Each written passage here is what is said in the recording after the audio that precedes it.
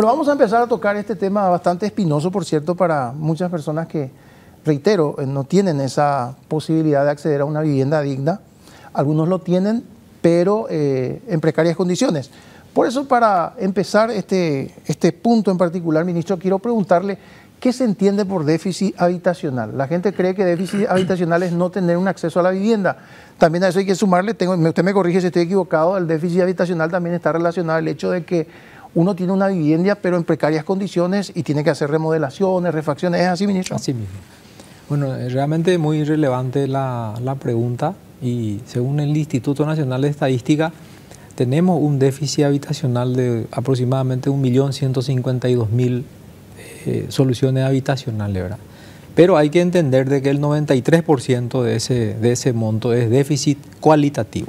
Eso significa de que, como bien explicaste, la gente tiene una vivienda precaria, pero de baja calidad. Le falta revoque, le falta piso, le falta cocina, le falta un juego de baño moderno, etc. Y el 7% es el déficit cuantitativo. Eso representa aproximadamente 100.000 viviendas. Eso sí, es necesidad de viviendas nuevas. Si hacemos un análisis de lo que ahora el próximo gobierno que va a entrar, en un quinquenio sería a razón de 20.000 viviendas año, ¿verdad? Nosotros tenemos una infraestructura que a reventar llega a poder atender 10.000 viviendas año. Eso sería lo que hoy la capacidad financiera, digamos, operativa y la logística que tiene el ministerio, ¿verdad?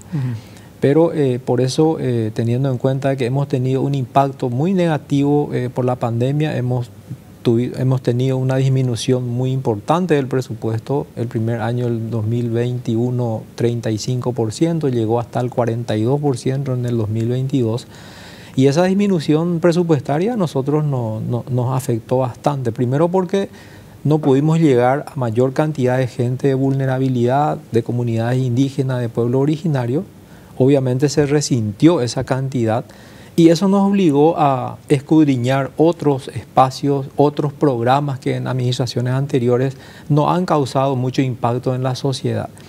Y allí, a través de la Ley 5.638 de Vivienda y Desarrollo Urbano, que está vigente desde el año 2016, hemos lanzado el programa Mi Vivienda, orientado también a la clase trabajadora, a esa clase que se levanta temprano, que va a trabajar, gana un sueldo mínimo y medio, y la fracción que tenemos según la ley 5.638 es entre un salario mínimo y medio y hasta 7 salarios. Eso también está siendo atendido hoy por el ministerio entre 5 y 20% el subsidio del Estado. Eso es el programa Mi Vivienda. Mi Vivienda, ¿verdad? Para las personas que tienen ese rango de ingreso y que bien podría sustituir un alquiler por una cuota accesible en un tiempo que se compadezca con su capacidad de ingreso. ¿Y cómo avanza eso, ministro? Y bien estamos, ya hemos entregado más de 400 certificados de subsidio para familias que antes vivían en alquiler. Hoy ellos ya están teniendo una casa, están pagando por sus casas, ya no con un costo prácticamente sumergido, sin ningún tipo de posibilidad que sea y forme parte de su patrimonio. Y eso para nosotros es una forma de que transversalmente también como ministerio hoy tenemos una responsabilidad de diseñar políticas públicas, no solamente para atender por obligación los mecanismos de protección social atendiendo a sectores de vulnerabilidad, sino también generar condiciones para ampliar la oferta y posibilidades de poder acceder a una vivienda decente a través de los subsidios para clase media también, ¿verdad? Ese es uno de los programas, ministro. ¿Hay otros programas que están a disposición? Sí, está el otro programa que tenemos con la unidad ejecutora del proyecto con fondos del Banco Interamericano de Desarrollo. Hace 2 años, cuando yo ingresaba, el subsidio orientado para mejoramiento, refacción y ampliación de vivienda, que es exactamente el plan piloto que se ha tenido para atender el déficit cualitativo, tenía un subsidio de apenas 17.400.000. Hoy hemos duplicado esa suma, 34 millones de guaraníes. Con eso sí las familias ya pueden cambiar, pueden poner piso, pueden tener un baño moderno, pueden cambiar el juego de cocina, pueden incorporar una pieza por el nacimiento de un niño en la familia. O sea, uno puede ver lo que era antes y lo que es después de un pequeño aporte que hace el Estado en materia de subsidio cualitativo, ¿verdad? Para mitigar un poco ese déficit cualitativo. Y dentro de la política que tenemos nosotros, permitime decirte lo siguiente. Precisamente ayer hemos iniciado el primer Foro Nacional de Urbanismo que culminó exitosamente hoy.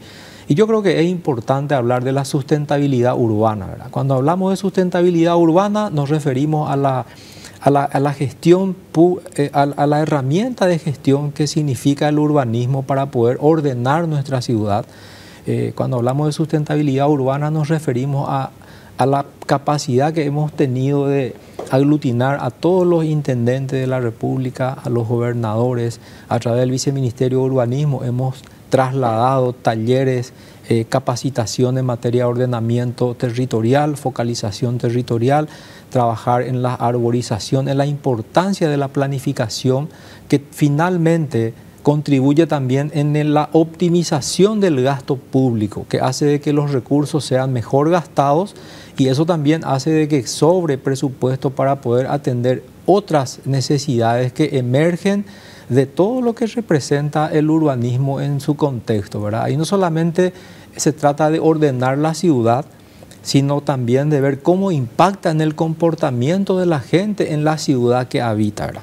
Por eso es importante toda esta transferencia de conocimientos que uno hace hacia los diferentes actores sociales, económicos, la academia, todos los que intervienen en general, como para poder intercambiar esas experiencias que nos va a permitir no solamente transformar nuestra ciudad, sino contribuir a que el desarrollo sostenible sea permanente. Por ejemplo, necesitamos mejorar los accesos, el medio de transporte, mejorar la calidad de nuestros medios de transporte, necesitamos mejorar los niveles de competitividad de la economía, sobre todo los que se manejan a nivel comunitario, porque hablamos mucho de la macroeconomía, pero cuando tengamos que meternos a hacer y ver cómo impacta la construcción de viviendas sociales, ahí vemos la importancia de cómo en la microeconomía interactúa el albañil, interactúa el carpintero, interactúa el electricista, hasta la persona que provee comida a los operarios, ¿verdad?